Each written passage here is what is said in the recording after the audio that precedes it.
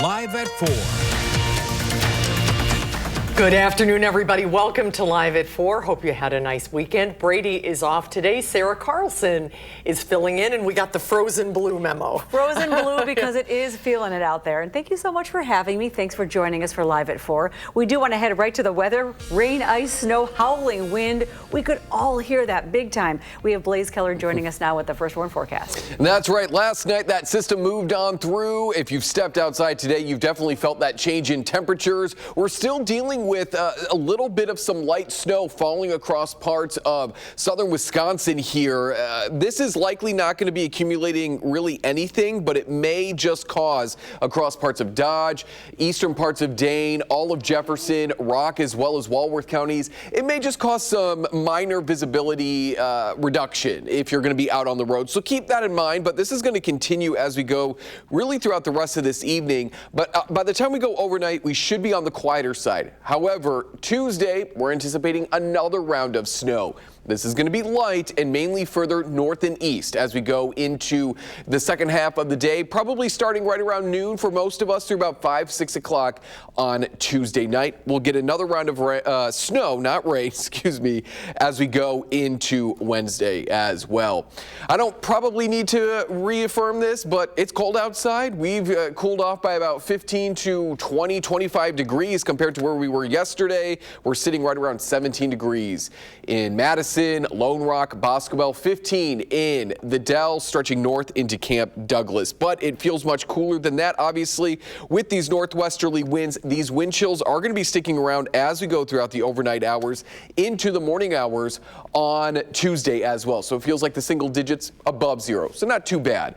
As I mentioned, we got snow chances Tuesday, Wednesday. We'll take a look at totals and what lies ahead for us as we ring in 2026 and say goodbye to 2025. That's coming up in the full forecast. All right, thank you, Blaze. In the news now, earlier today, a man accused of killing his girlfriend last year pleaded guilty. James Barnes Morris has been in custody since October of last year. That's right. And here's what we know. Brooke Stratton was reported missing on September 30th of last year.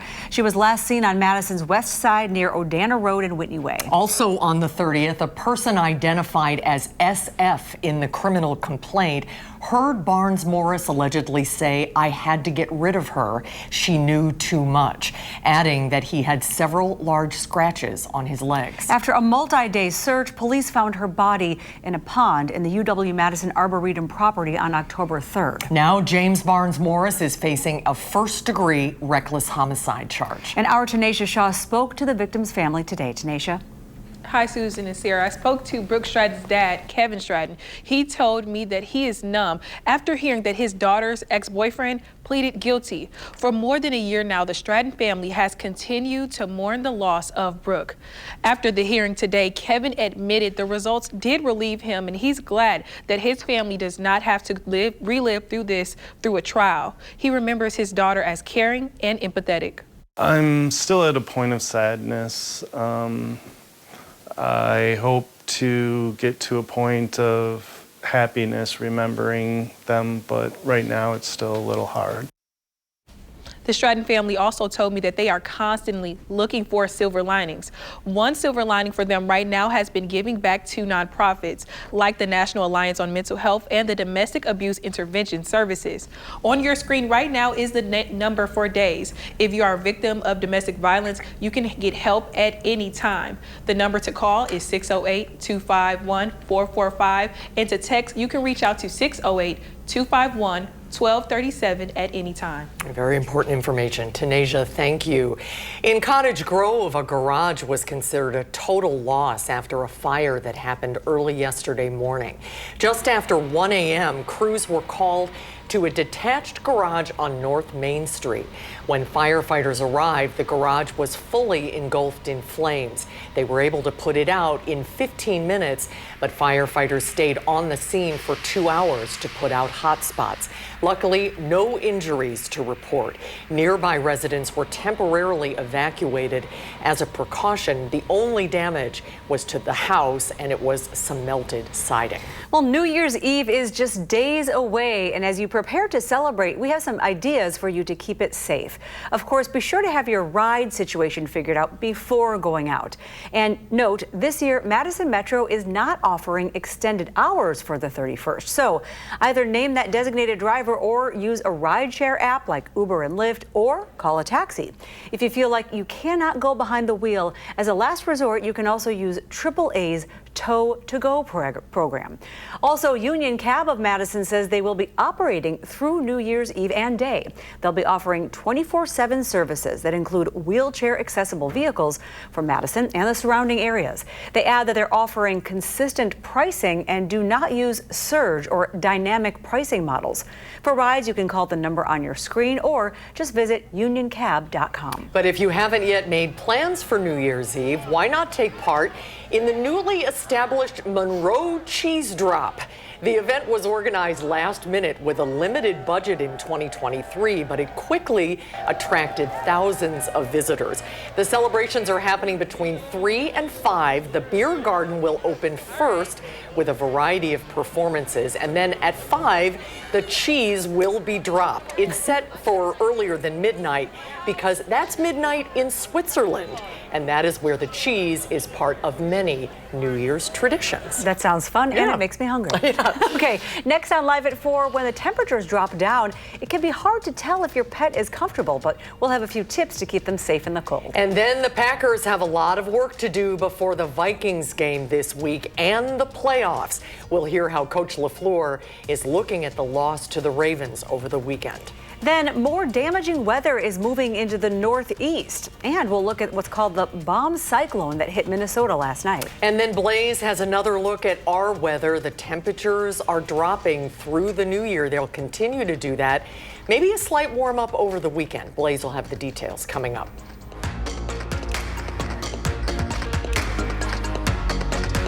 We're looking at some light snow chances as we head into Tuesday and Wednesday, but it is not going to be as heavy as what we saw yesterday. Certainly not as windy either. These are going to be quick little low pressure systems that move on through, clearing out in time for New Year's Eve with that snow falling on Wednesday, and that will set us up for a cold start to the new year, but we're back into the 20s by the weekend, even into the 30s as well. Single digits tonight, colder than where we should be underneath partly cloudy to mostly cloudy conditions. Breezy still with those winds out of the northwest, with the snow on the ground and some of that still blowing around. Wind chill values maybe as cold as about 5 to 15 degrees below zero as we're waking up on Tuesday. Speaking of Tuesday, let's jump ahead on Future Track and see what it has in store for us. We're in between that really strong low pressure system that just exited the Midwest and a high pressure system.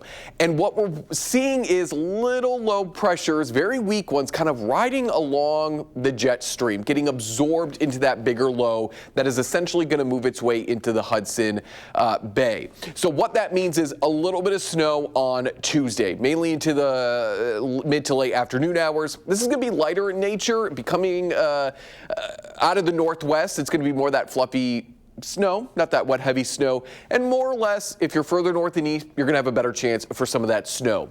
And then as we go into Wednesday, we see yet another low pressure system move on through here. But this time, the best chance for that little bit of snow is going to be further south and west. This is going to be ending, though, by the time we go overnight into your New Year's Day. So we are looking at a cold overnight with the couple rounds of snow, that fresh snow on the ground, coupled with the clear skies and the northerly winds. We'll take a look here in just a moment, but it is going to be a chillier end to 2025 and start to 2026. So let's set Future Track through these next couple of snow chances. We're looking at maybe an inch at best. Further north and east, again, maybe upwards of 2 in some isolated spots, but these clipper systems, they don't pack a lot of moisture with them, so this isn't going to be a heavy snow. It's going to be that light, fluffier snow, but it will just add on to what we accumulated yesterday and add on to the piles of snow that are still somewhat here and there left over from that heavy snow after Thanksgiving. Now, that second cold low pressure system moves on through, cools us down for the start of the new year. We're back to about 16 degrees, 20s to end this week, 21 on Saturday. We're back into more maybe tolerable temperatures as we kick off the new year and that first full week of the new year as well, in those mid to upper 20s to low 30s. Now, even though we spent the 22nd through yesterday above average, even some of our days about 15 degrees above average for the entire day, we're still about 4 degrees cooler than average from the start of the month through today's date for the Madison area. And this extends to a lot of southern Wisconsin because of those really cold days at the start of the year, especially the 4th, the 7th, and the 8th, where our average temperature was 15, 20, almost 25 degrees below average. So we haven't even really gotten it back up to average yet, even with that stretch of warm days over Christmas. So that just paints a picture of just how cold we've been this December. We're looking at a comfortable 4 degrees to celebrate the end of 2025 and an even more comfortable 16 degrees to start off 2026. Please take that jacket with you if you're going to be out and about going from party to party, and drink plenty of water to stay hydrated, which I know we all will. There's a look at your 7 and 10 day forecast. More tolerable temperatures, as I mentioned, return Sunday and last through the middle of next week. But no more snow to replace what we lost. No heavy snow, no. All right, Blaze, thank you. Well, it was another disappointing loss over the weekend for the Packers. Big time at Lambeau. The Packers fell 41-24 to the Baltimore Ravens. And Coach LaFleur is reflecting on this game and preparing for the Vikings Sunday along with the playoffs. News 3 Now's senior Packers writer Jason Wilde has the story. Matt LaFleur and the Packers defensive coaches took a long, hard look at Saturday night's 41-24 loss to the Baltimore Ravens, trying to figure out why their defense against the run was so poor. Now, granted, they were facing a future Pro Football Hall of Fame running back in Derrick Henry, who Matt LaFleur coached back with the Tennessee Titans in 2018, but there was more to it than that. Packers coaches saw all kinds of mistakes, the kinds of mistakes that shouldn't be happening in terms of alignments and assignments in Week 17. There's a lot of reasons for that. Certainly, we got to coach our guys a lot better. There was way too many mistakes in regards to misalignments and misassignments.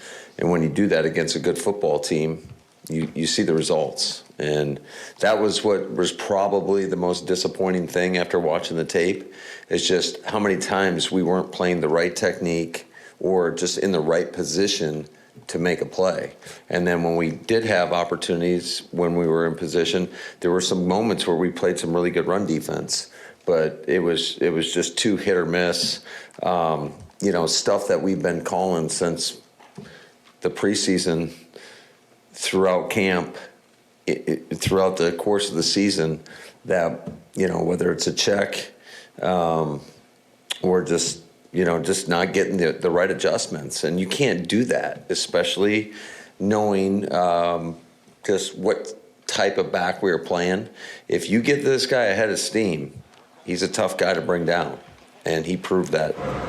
The Packers were in the top 10 in the NFL in run defense coming into Saturday night's game, and they know they cannot afford to play run defense that way if they're going to make any sort of playoff push. We'll have full coverage of everything leading into the Packers' regular season finale in Minnesota and of the game itself on our website, channel3000.com. And while you're there, make sure you sign up for the Packers newsletter, which delivers our coverage directly to your inbox every single day. In Green Bay at Lambeau Field, Jason Wilde, channel3000.com. Thank you, Jason. And if you want to watch that Sunday game, you can do it right here on Channel 3. Like Jason said, the Packers take on the Minnesota Vikings in Minneapolis. Kickoff for that game is noon on CBS. And coming up on Live at 4, we have an update from the city of Madison on how the snow plowing is going. And then peace talks continue to ramp up between President Trump and the leaders of Ukraine and Russia, why they say peace is closer than ever. Then the Red Kettle campaign may be coming to an end, but you still have a chance to help out the Salvation Army and all of their efforts throughout the state. And plus, if you've heard of a little free library for books, how about for food? We'll tell you about a family who realized that sometimes a snack can be just as good as a great book.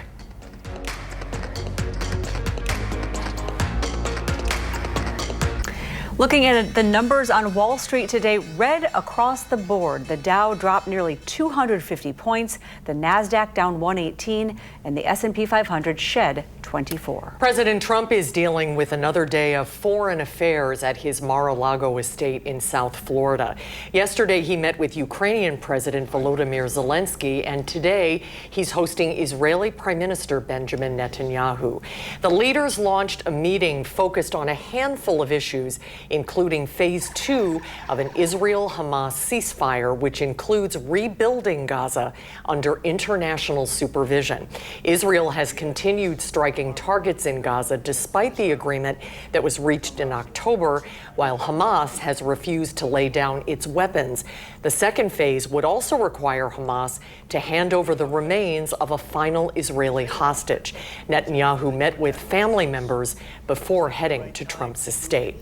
In some weather now, something called a bomb cyclone condition expected today in the Northeast, bringing high winds, ice, and snow. The storm already tracked through the Midwest, as we know. Driving was a little dicey this morning, and it's putting millions under winter weather alerts. Bradley Blackburn has the latest.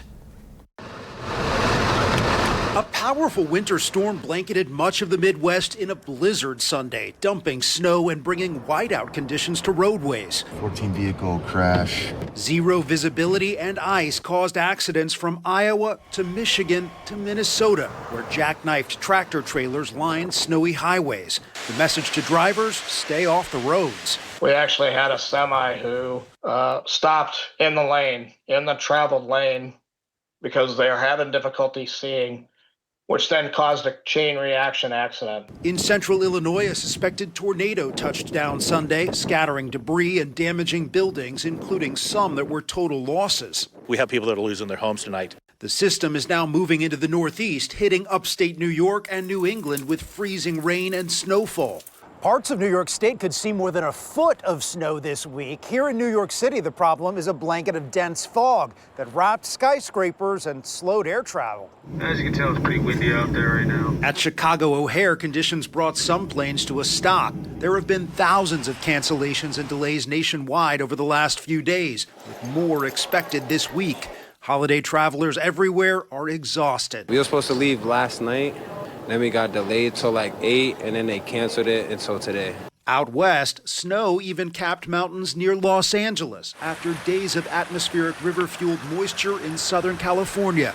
Winter weather from coast to coast, with more on the way. Bradley Blackburn, CBS News, New York. Pretty unbelievable. More than 100 million people have been under high wind advisories. The storm is also expected to send temperatures plunging in the south as the Arctic cold front moves toward Florida and the Gulf. We have some quick reminders to keep your pets safe in the cold and snow. Their paws, ears, and noses are the most vulnerable to cold, especially when it's below 20 degrees. Experts say limit walks outside to the bare minimum, but if you do, make sure to use a leash. And after you're done outside, make sure to check your pet's paws for salt. Snowmelt can be poisonous to a lot of animals, and so make sure that you wipe their paws, wash their paws off after they get outside from a long walk. Yep, that's what you do, Sarah, right? That's I what do. Sarah just said. Pet experts also say you should check your car before getting behind the wheel. Cats can often seek out the warmth of a car engine.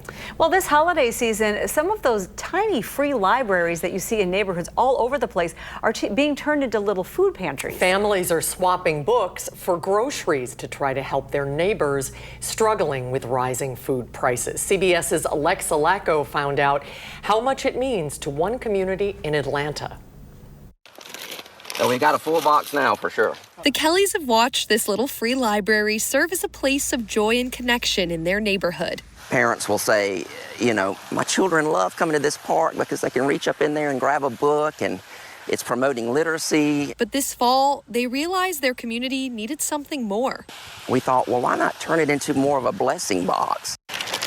Bo and Julia Kelly now stock the shelves with pantry staples and snacks, and neighbors rallied to help. From churches, local businesses, the local Cub Scouts, anyone can come up here, drop off any kind of donation.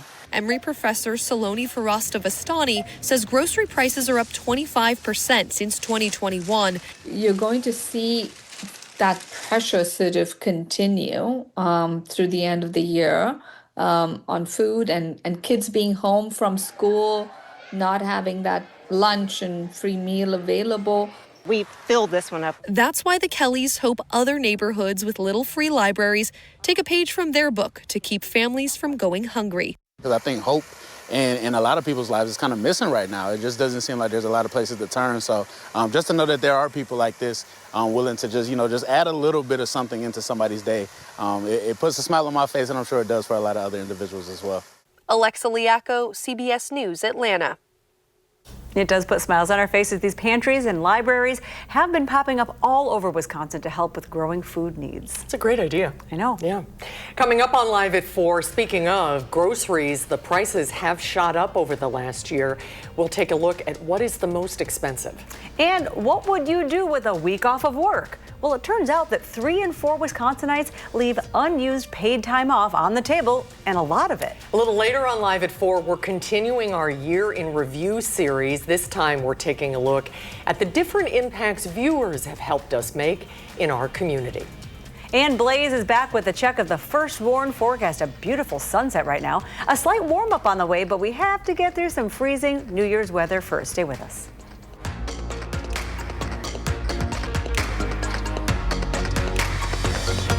Live at 4, moving forward.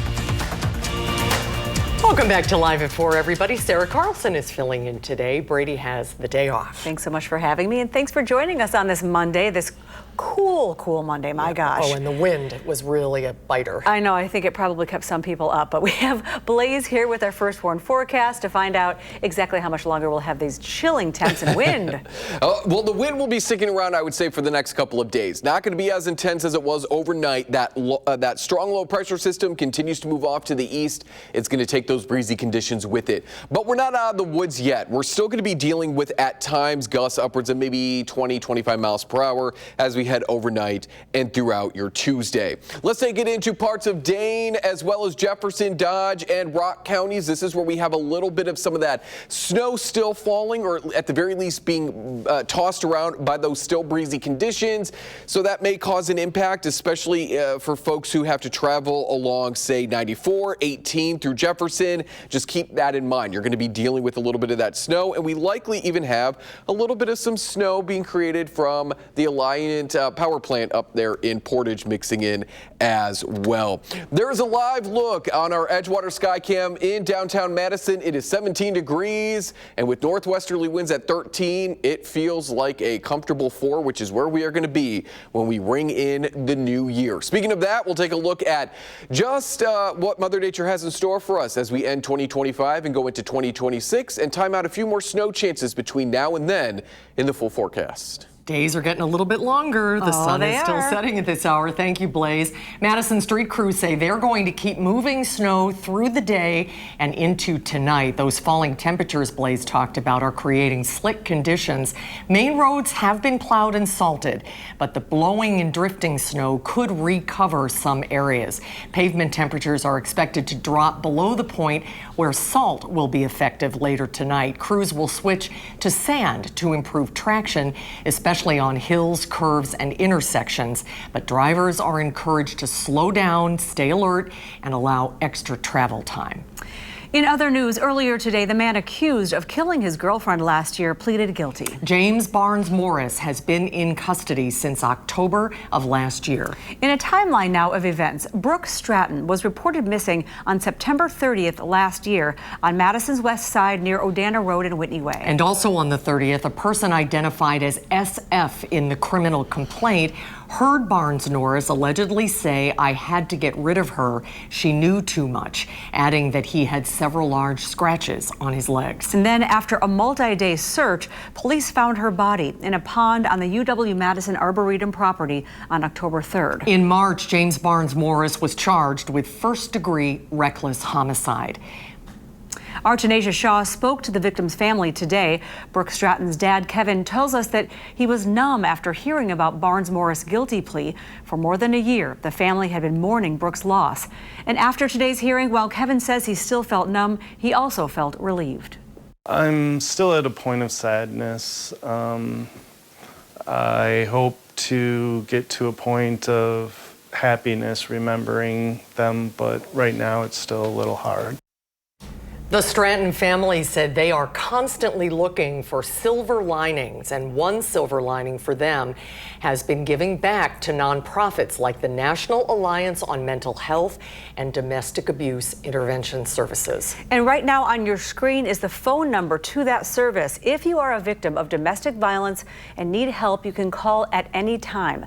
The number to call is 608-251-4445, or you can text 608-251-1237. Inflation at the grocery store may be cooling overall, but shoppers are still feeling sticker shock, especially in the meat aisle. Federal data shows beef and veal prices jumped between 11 to 25% over the past year, outpacing most other foods. Coffee prices surged 35%, while lettuce, bananas, orange juice, and cookies also climbed. The Trump administration has rolled back some food import tariffs, but economists say drought and supply issues could keep prices elevated. Well, the familiar sound of those Salvation Army bell ringers filled the stores this holiday season, powered entirely by volunteers. And while red kettles remain iconic, more than half of donations now come from online gifts, checks, and IRA contributions. Leaders say the Christmas campaign is critical as demand rises for food pantries and other services. The campaign continues through the first of the year to support these year-round programs. So to donate, you can check out thesalvationarmy.org. Two Madison musicians are sharing a powerful message about heart health after both collapsed on the same stage just months apart. At the Gamma Ray Bar, drummer, rocker, and hip-hop artist Rob DZ survived sudden cardiac events thanks to CPR, quick-acting bystanders, and an AED. Now the music community is rallying to make sure that venues are more prepared. You don't know you're not prepared for an emergency until you're not prepared for an emergency. And I've always been taught that proper preparation prevents poor performance. And one thing I would say to people is pay attention. There were some warning signs that I didn't even really take into consideration. I was just like, oh, I'm just getting old, or I'm just doing this. But it's like your body will tell you. So listen to your body, number one. Number two, go get it checked out. About 1 in every 20 people will experience sudden cardiac arrest at some point in their lives. Drummer Rocker says he just marked the 1-year anniversary of his collapse with a benefit concert called Kickstart My Heart, raising money and awareness for AEDs and CPR training at small venues. Coming up tonight on News 3 Now at 6, we'll hear the full story from Rocker, Rob, and bar owner Kevin Wilmot. In other news, the Wisconsin DNR has confirmed the first case of chronic wasting disease in a wild deer from La Crosse County. The adult buck was harvested near the Monroe and Vernon County borders.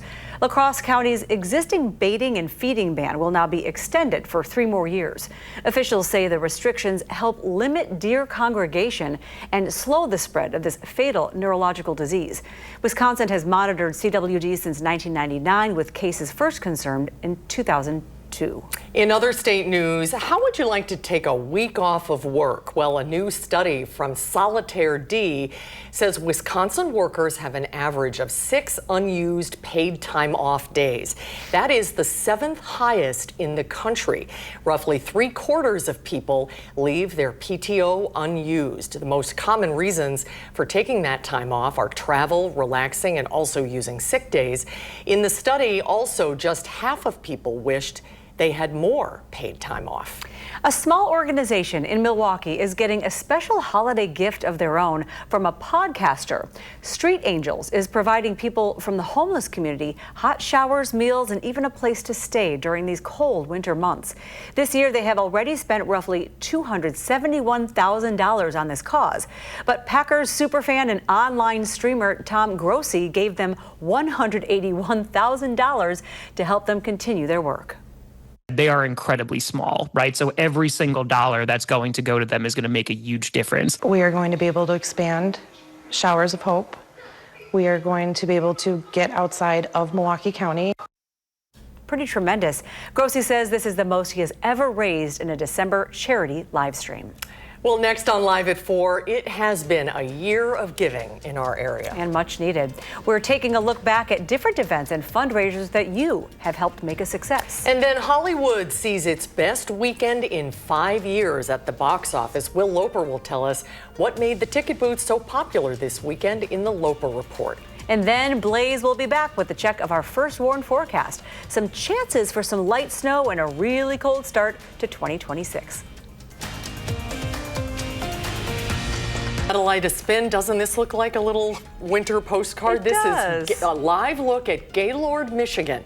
Just like us, 17 degrees. A little more snow, it looks like, maybe there. The city is located almost on the exact 45th parallel, contributing its strong four-season climate. They also have their own elk herd. Interesting, to help manage the region's population. It looks beautiful and foggy. It does. News 3 Now continues to connect with you at home, whether it's through breaking news, politics, or our favorite thing to do, community events. It sure is. This year, viewers have helped us through our telethons that have a strong impact on the community. Our Tanisha Shaw is covering the ways that News 3 Now gave back in 2025. This year, News 3 Now came together to support our community, and it couldn't have happened without local nonprofits and you. As families brace themselves for winters, we focus on prioritizing keeping the heat and power on for families here in Wisconsin. In February, with the help of Culver's, we raised more than $43,000 through the Day of Warmth Telethon. That money will support the Keep Wisconsin Warm Cool Fund. They literally have to make the tough choices between further neglecting their basic survival needs or choosing between eating and heating. And this day, in this country, in this community, that's just absolutely, totally unacceptable. Throughout the year, we have always wanted to hear about your consumer complaints through our partnership with Call for Action. We got an email from them telling us we had done the damage to the car, and I said, no way, we didn't do that. So we needed help because we weren't getting anywhere just by ourselves. Jane and Larry Werner were accused of damaging a rental car and putting extra miles on it, even though they only drove a few miles and brought the car back without any damages. So Call for Action was suggested to me by a friend, and I called, and they took off with it, and they were a lifesaver to us because they were able to get the case canceled because we hadn't done anything wrong. All they needed was a phone call and saying they were Channel 3000, and the person called us up and said, oh, sorry, it's just a clerical error. Call for Action and News 3 are helping dozens of others with our annual telethon. Jane became inspired, and she's now one of our volunteers that picks up the phone to hear your consumer complaints. I want to give back to people. They were able to help me or us, and I want to be able to do that for people. Call for Action phone lines are open throughout the year with the help of our volunteers Tuesday, Wednesday, and Friday from 11 in the morning until 1 in the afternoon. You can submit a complaint through Call for Action at any time online. And everyone here at News 3 Now wants to emphasize that we are thankful for viewers like you for supporting our community in 2025. Reporting in the newsroom, Tanisha Shaw, News 3 Now.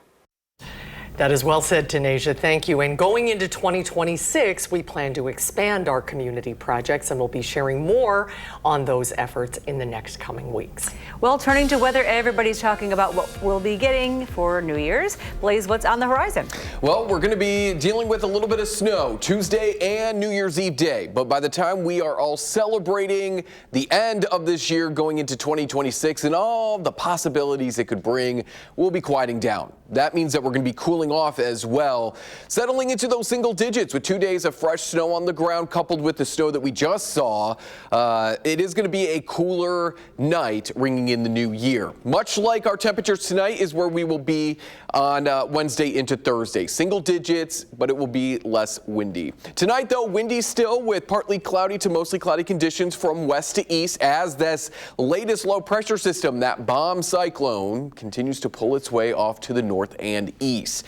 So what is in store for tomorrow? Well, a little clipper is going to essentially move its way between the high that's to our south and that bomb cyclone off to our north and east. It's going to get absorbed into that stronger low. And as it does, it's going to bring us a little bit of snow, especially further north and east. That's where we'll likely see the better chance for snow Tuesday.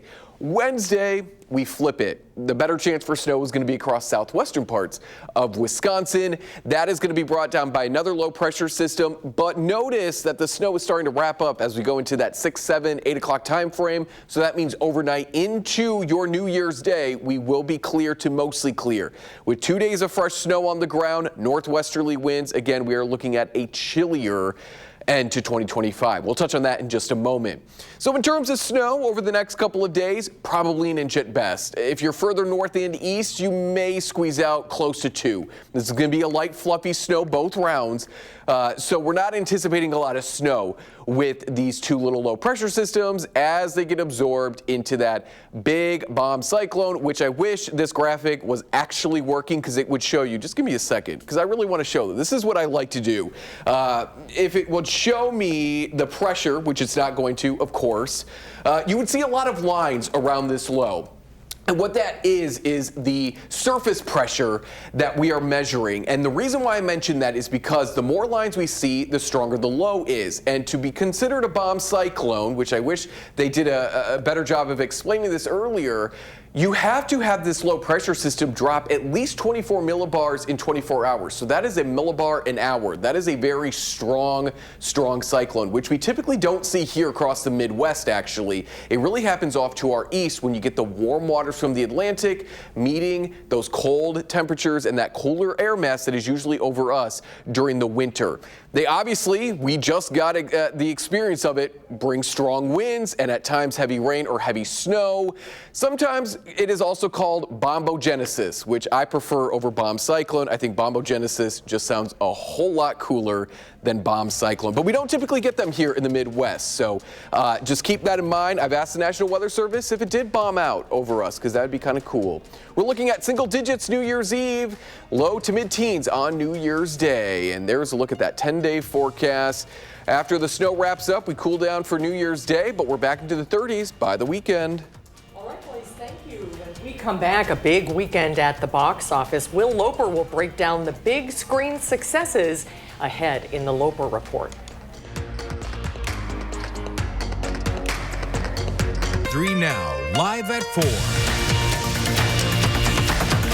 Hollywood is ending 2025 with its best holiday box office since before the pandemic. Timothée Chalamet in Marty Supreme and the Neil Diamond tribute band story Song Sung Blue opened in theaters over the weekend. Are they worth seeing? Here's our film critic, Will Loper.